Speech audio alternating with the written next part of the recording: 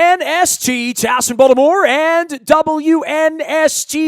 All of our WNST coverage brought to you by our friends at Howard Bank, a relentless commitment to being the best at everything they do. And I have a variety of different cups I get to drink my beverages out around here, as well as Royal Farms, real fresh, real fast, a tasty coffee, the fantastic world-class fried chicken, and those delicious Western fries. Make sure you're downloading the Rofo app and using that when you're pumping gas, and you get stuff for free, and the Western fries can only taste better when they're free. This guy was a member of the Super Bowl 35 Ravens. Not my favorite member. He knows that, but he's in the top 5 anyway. We welcome my dear friend Brad Jackson, BJack50, out on Twitter. You know, so many of you are my favorites on the 35 team, and I'm wondering whether we're going to have another Super Bowl around here anytime soon. And Brad, this is the time of the year when people sort of get worked up. They re-engage with the team. They come back to who's playing where and where we're drafting and all that. It's an exciting time when the schedule comes out in the draft this year, man. Yeah, it's always exciting. I think that's the motto the NFL built. I always laugh. I've been traveling around the country, and I actually saw a guy, reading like one of the old school print media draft previews, and it had Penn State's running back Saquon Barkley, who I think is going to be a very good player in this league. We'll see if he becomes a great player, because with running backs and the amount of toll and pressure and hits that they take, you never really know. Not to mention the offensive line having to open a couple of holes. When that doesn't happen, they have no chance. You have to have a good offensive line.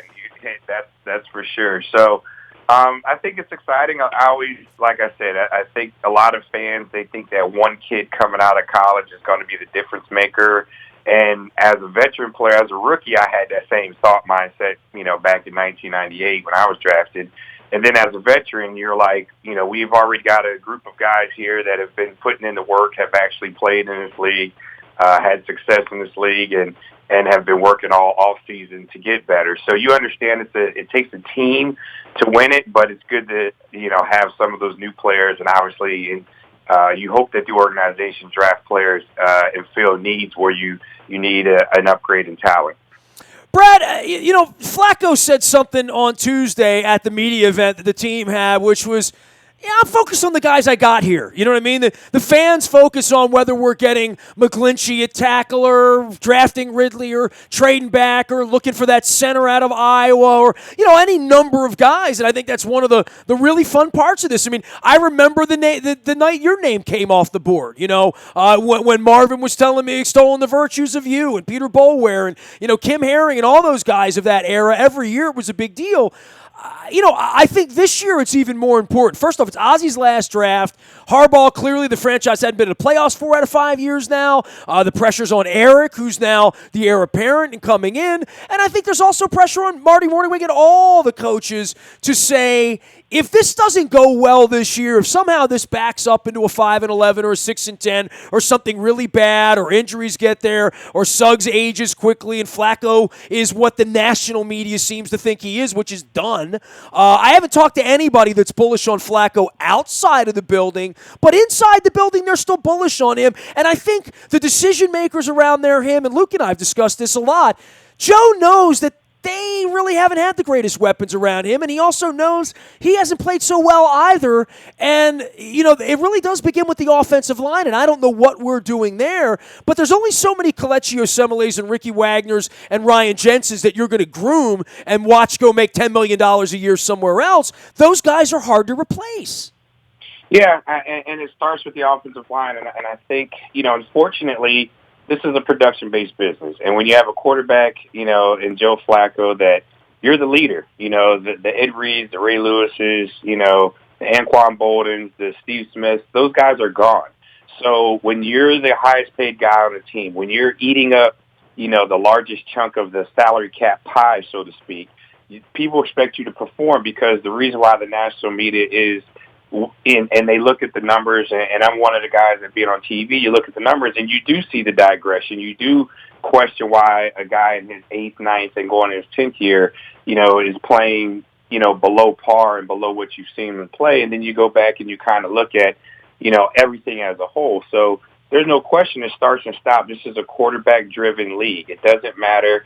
The days of our team where a defense can win you championships, those are becoming harder and harder. You have to have that quarterback. And we had that quarterback at Trent Dilfer because Trent didn't turn the football over. He didn't hurt the team. So that allowed us to play great defense, run the football. And Trent was able to do kind of the same things that Joe did in the 2012 Super Bowl playoff run, which was make throws downfield, make throws when you needed to on third down because they had to put 8 in the box.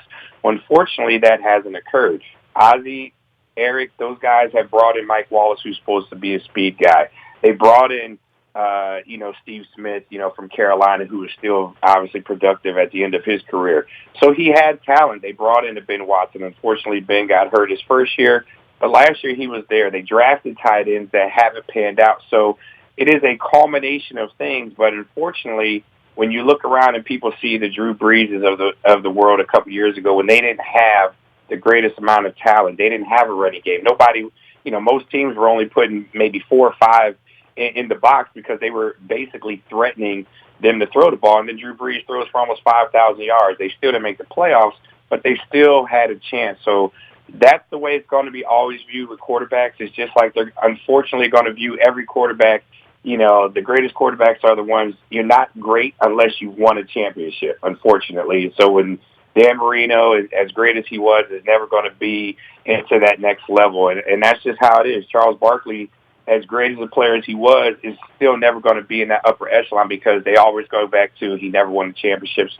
And that's the same with quarterbacks. So, the offensive line has to get fixed. If you can't protect and you can't open up holes, as you alluded to before, it's going to be hard to have a productive offense. The pressure is on everybody because if this team, and I don't see them having 5-11 or 6-10 year, if they're 8-8, 9-7 again and don't make the playoffs, there's going to be wholesale changes, and there are going to be a lot of other people in the building, starting at the top down, that are going to be walking out the door and packing up their office and putting moving signs, for sale signs in the front of their houses with Ozzie at the end of this year if this team doesn't make it to the playoffs. Brad, nobody's got a sense of humor out there right now. I mean, 30,000 empty seats in the upper deck, race being at the heart of it. I mean, literally.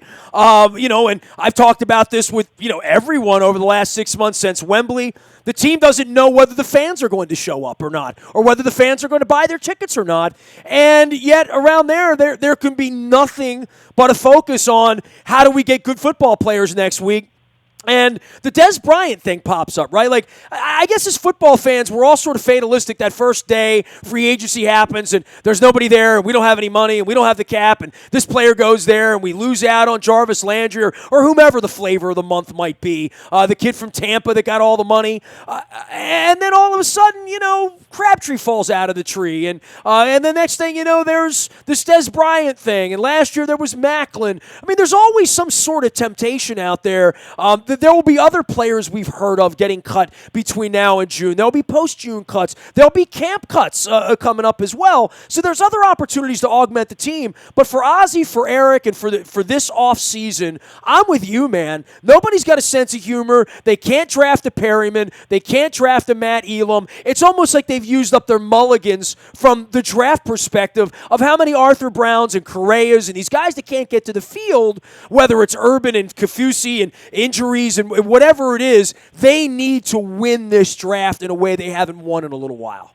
You're exactly right. I mean, this is going to be the biggest draft, not only for this year, Nestor. This is going to be the draft that's going to be for the next 2-3 years, because you're also looking at if Joe Flacco continues to play the way that he's played the last couple of years, which has been pedestrian at best in the middle of the pack in the National Football League, but continue to be one of the highest paid guys, you're talking about that, next year his contract would be guaranteed and they'll have to pay him, $19 million or whatever it is if they were to cut him. So you can pretty much count him being here for 18 and 19.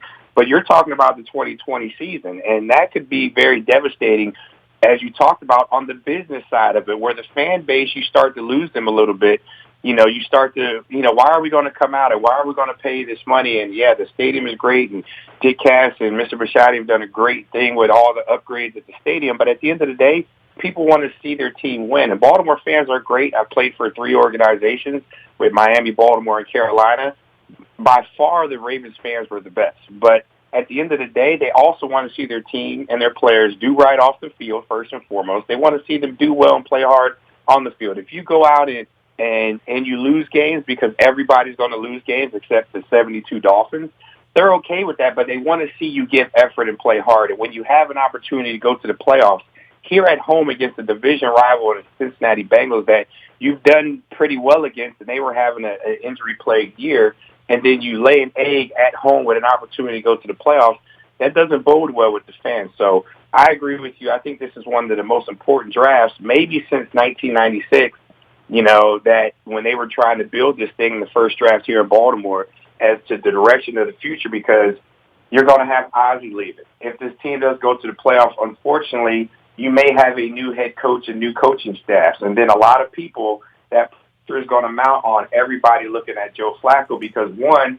he is the highest paid guy. Two, he's the franchise quarterback. Three, you talked about the inability of this team being able to sign some of those free agents because of the limitations that they have on the salary cap. And then everybody's going to point back to, well, we weren't able to go get a Jarvis Landry because we didn't have the money. We weren't able to make a trade like you've seen the Los Angeles Rams make a number of trades to go upgrade our roster because we already know, because how it works on the backside is you may want to trade for a guy, but when you call his agent's going to say, listen, we're not coming for a one-year rental.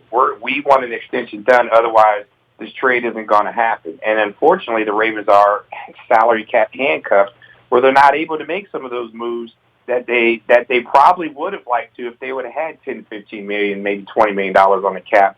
Maybe they're able to go out and trade for another corner or get a wide receiver and kind of make some moves that way that you've seen a lot of other teams be successful and more aggressive at it this offseason. So this is a very important draft. They have to get a backup quarterback. There's no question about that. I know they signed RG3. It'd be interesting. I've always thought the kid, and the few times I've met him and covered and been around, has a ton of potential. So he didn't play football last year. We'll see. But you also have to have somebody there that Joe Flacco is looking in the rearview mirror and saying, wait a minute, I need to play better. I was happy to see, but I'm also been disappointed, and I've said this on television and radio in years past, that almost all the successful and good quarterbacks, every year they bring their wide receivers or tight ends and their running backs, and they do these extra workouts with those guys. I read yesterday that Joe Flacco is this year, for the first time since the lockout year, and that was set up by Derek Mason, he's getting a group of guys together for them to do extra throwing together. You have to put in the extra work because the new collective bargaining agreements, Nestor, as you're well aware of, prevent players from being in the building for 2-3 months. It prevents the amount of time they're allowed to be on the field. So you have to get that extra work in on your own in order to be successful. You've seen it in years past from the Bradys and the Mannings, and obviously even Tyrod Taylor had a group of guys up in Buffalo that they meet at Virginia Tech for a couple of weeks here and there and get some extra work in. So hopefully that pays dividends, and I'm glad to see Joe Flacco has finally decided to do that. I don't know what took so long, but at least this could be an opportunity for them to try to build some cohesiveness and get some extra work that is much needed in with whatever wide receivers and tight ends he's going to have this year. All right, Brad, you've moved into my top 3 favorite alums from Super Bowl 35 with that outlook on Flacco. Brad Jackson, my dear friend, BJack50, the way to find him out on Twitter, and kids running around, playing softball, playing the softball dad and all that stuff. All of this is brought to you by our friends at Freedmont Mortgage. Don't make a 30-year mistake by choosing the wrong lender. You need Freedmont.com and Freedmont's educational line, whether you're buying, selling, or in the market for a place. Fremont is always there for you. Also brought to you by our friends at Box Hill Pizzeria. They're remodeling the dining room up there, but the crab cakes are still huge. They're delicious. They're tasty. You can still ship them at Box Hill Pizzeria. Stop in, say hello. They're going to have the new dining room completely open and remodeled in the coming weeks. Brad, you mentioned Flacco, and, I haven't talked to anybody that's bullish on Flacco, and Billick is part of his speeches that, he gives and goes around, has fun with fans. I saw him do one for Casey Cares about a week and a half ago. He always likes to say, well, you see, it's my Super Bowl ring, they say they can never take it away from you once you win it, but it won't stop them from trying, right? And in the case of Flacco, they've been trying to take the ring away from him from the beginning, and I don't think he's playing like an elite quarterback at this point. I think there's all sorts of extenuating circumstances. Part of it was that he couldn't walk last August, right? So let's start with that for last year and the knee injury. I think injuries have played a part and a role in this as he's 33 at this point. I think having 5 kids, and I think having money, and I think aging, and all of those things that play into that, and having already won, unlike a Dan Marino, I think it's natural for anyone on the outside to question, well, how important is it to him? His body language. He's not a screamer. He's not a moper or any of that sort of stuff. Do you believe in Joe? I mean, if you're in Ozzy's chair right now, what are you thinking? What are you saying about the $19 million and where you are? I don't know that they have any choice but to believe in him right now, but I don't know that anybody inherently doesn't believe that he can go out and have a pretty good year this year if they have blocking for him, if they have a real running back or a committee, and we'll see where Ken Dixon is and where Collins comes back. But certainly a better crop of wide receivers. I think pretty much everyone realizes he hasn't had the best thing going on around him either, and that unlike Drew Brees or Tom Brady, he does need that in order to excel. You got to give him parts. Yeah, and that's why I think the discussion, and I've talked to national media people, I've talked to coaches, I've talked to people in one winning drive, and honestly, they don't have a choice because his salary dictates that he's going to be QB1, there unless hopefully he does not get hurt. But other than that, 5 is your guy, and you have to ride with him. So unfortunately, they're in a position that they don't have any other choice but to hope, that he returns and at least becomes, a good quarterback. A quarterback that doesn't turn the football over, a quarterback that's playing better, a quarterback that's making a decision. And the thing with Baltimore football fans, and you can't fool the Baltimore fans. You can't fool most of the media. Some of the Baltimore media are a bunch of idiots, as you and I both know. But most of them you can't fool. And when you're seeing plays being made, and we're not just talking about the overall, but you're seeing plays being made in the course of a game that you scratch your head and you say, a guy that's been in the league 9 or 10 years, a guy that's played in the Super Bowl and won the Super Bowl, why is he even making that throw? Why is he not calling that timeout? Why is he looking at the blitzer at the line of scrimmage and not changing the protection and doing the things that you've seen a lot of other quarterbacks do? So that's frustrating for fans when I see him out at Target, or I've even been at my daughter's softball games, and it's the same thing. So where people are coming up to me, and asking what the heck is going on, and I'm like, it's April. Who knows? They'll figure it out. So I think that Ozzie and them, they don't have a choice to answer part of your question, as they hope that Joe can be productive, because at this point in time, there's no one else is coming to save him. Well, but I don't know that they really would, in their heart of hearts, that they would trade him for Case Keenum today, or trade him for Kirk Cousins today, or trade him for Tyrod Taylor today, or trade him for Mitchell Trubisky, for crying out loud. Not happening. Maybe Deshaun Watson, they'd like to have that because of the potential, but I think they think he can outplay Deshaun Watson this year, or other than Tom Brady, who's now, 41 or whatever, or Roethlisberger, who, these two guys have kind of gone toe-to-toe, and we're always, I don't know that there's a lot of guys that they would say, we'd really rather have Matt Ryan here right now. If we could click our heels together, we'd trade them man for man. I don't know that there's anybody in the building that doesn't look down on their ring finger and see that finger and see that ring and think that Joe can't do this. And I think everybody that likes Joe, like I do, would make an excuse and say, well, the back was bad, the offensive line, players got hurt, Steve Smith was all he had a couple years ago, hadn't had a tight end, hadn't had a running game since Forsett, didn't really have a running scheme until Roman showed up last year, and they did all this. So, and then he had a horrific injury a couple of years ago, which was the first time he ever missed a snap of football in the league after a decade. So I think there's a lot of things you can be positive about Joe if you love Joe, and it's very easy to sit out and throw rocks and say, team hadn't made the playoffs, he hadn't been very good, he's been injury prone, he's bored with it. I mean, whatever those, but I don't think inside the building they feel that way. I really don't. I don't know man for man, if you went through there for the veteran guys, the Kokineses and all those guys, that they would really trade him for much of anybody else at this point.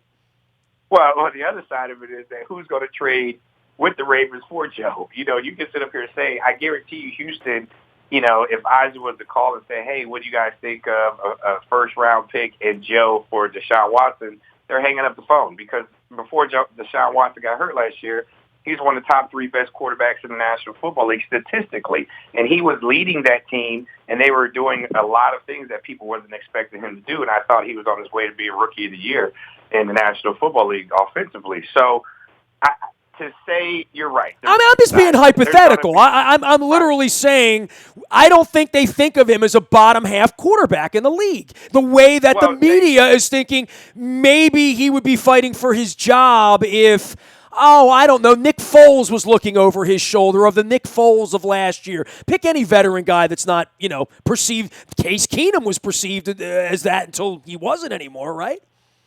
Yeah, but that's the point, and that's what I think some of the fans, and even when I'm engaging with them, they're saying the same thing with the RG3 signing. It was like there hasn't been a quarterback here that really is going to push him in the off season, and I have to remind them there's not going to be a quarterback here that is going to be a veteran or a pedestrian guy that's going to push Joe Flacco. There's just not, because one, the money dictates he's going to be starting. There's no way in this world Joe Flacco can start the first 3 games of the year and throw 5 interceptions in the first 3 games of the year in every game and lead the National Football League with 15 picks after week 3, and they're still not benching him. That's not going to happen.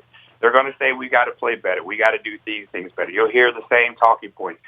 So in the building, they're hoping that Joe, QB1, can do his job and play better than what he has. Joe has admitted he needs to play better, and I fully expect him to this year because, again, there's a lot riding on it. So, but at the other side of it, there is valid when you look at the numbers and you look at for certain parts of the season and in certain games when you're losing to the Jacksonville and you're getting outplayed by a terrible Chicago Bears team and a rookie quarterback in Mitchell Trubisky. And, a veteran quarterback shouldn't get outplayed. I don't care what the scheme is. I don't care what's going on. You're going out there and you're competing against that quarterback just like an offensive lineman is competing against the defensive lineman. You're competing to help your team win. So, unfortunately, and it's not right. I don't like it. I've never liked it. But people are looking at the 2012 Super Bowl and saying Joe Flacco had a great 4-game run. He was doing his job throughout the course of the year.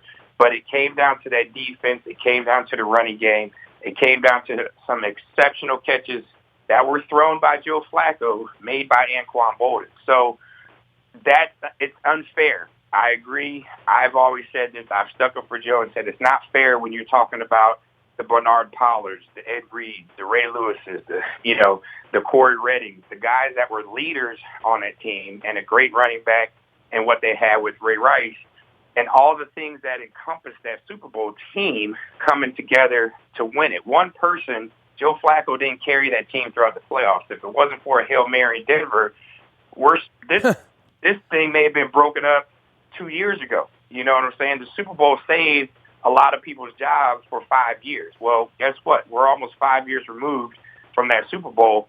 Mr. Bisciotti, Dick Cass, the fans, now they're saying, okay, we've had that 5-year hangover. Now enough is enough. We need to get back into the playoffs. And like you said, they've missed the playoffs 4 of the last 5 years. You missed the playoffs 3 years in a row. That's unacceptable. And that's just the way it is. And unfairly, the burden of that is falling on your franchise quarterback when there's other pieces that need to be in place. They brought in wide receivers. That were productive at other organizations. They were at the end of their careers, unfortunately.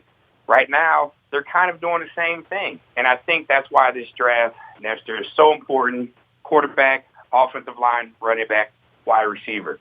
Very important, super important. You got to address those 4 needs as much as possible because right now you have to get better talent at those positions if you're going to help Joe Flacco at least give you an opportunity to win and get back to the playoffs. Brad Jackson is our guest. He is BJack50 out on Twitter, and of course, Super Bowl 35 champion linebacker as well. And always great to talk some football with you, man. Are you optimistic, or I mean, I guess you can't help but be optimistic. I feel optimism throughout the league. I mean, I do these NBA chats and NHL and baseball. Those leagues don't have the same sort of optimism that they even have in Cleveland or San Francisco because of what Jacksonville did last year, because of what the Rams did, because of what the Eagles did did last year. Even the Jets feel like they might be able to win 8 games if they pick the right quarterback next week, right?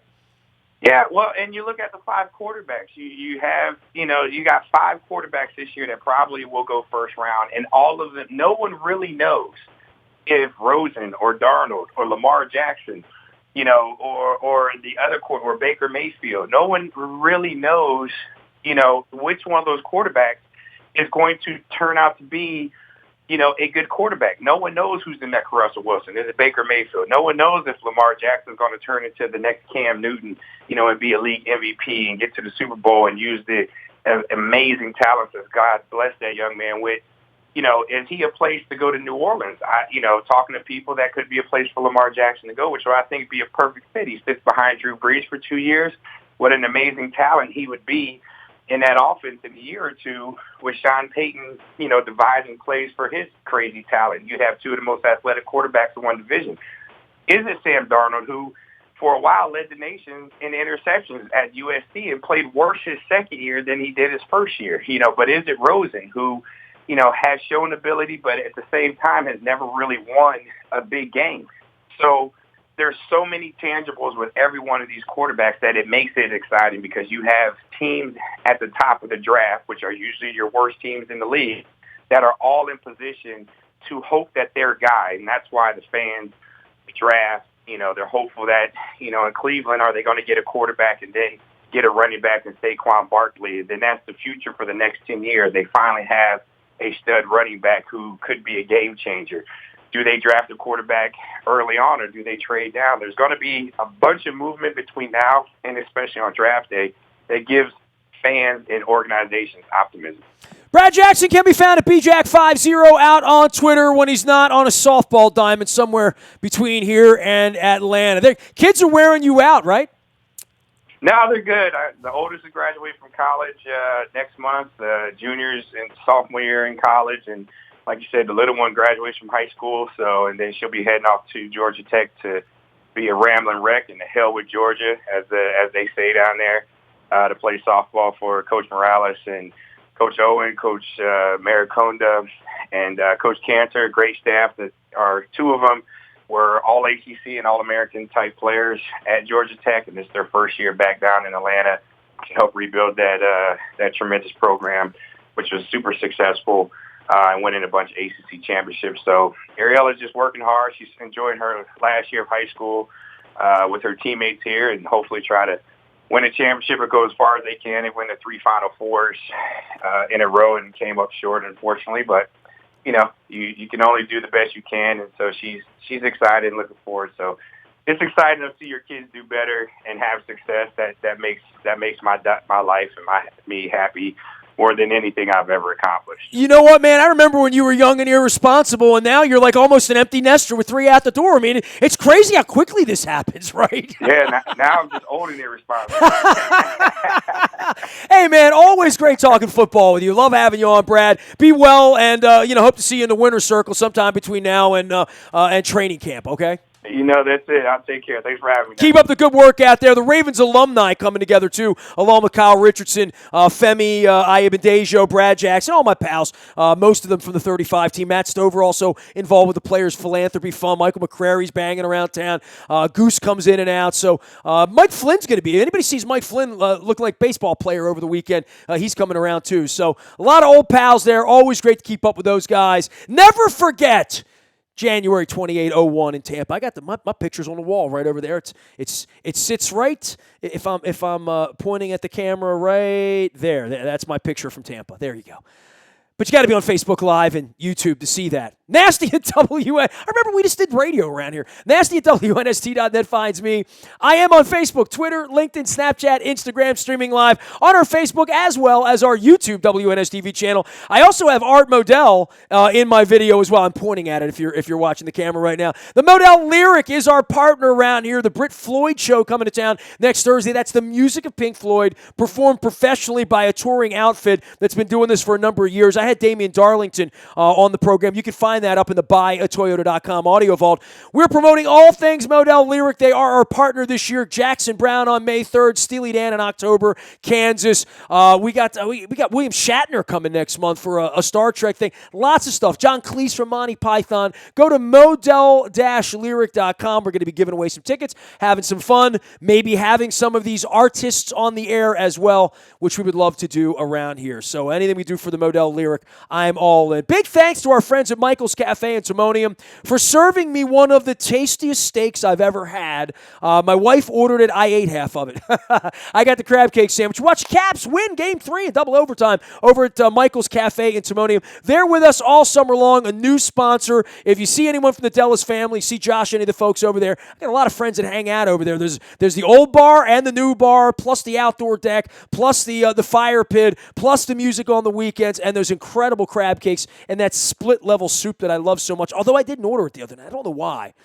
Dino ordered it, though. We saw Dino out there. Anybody knows Dino?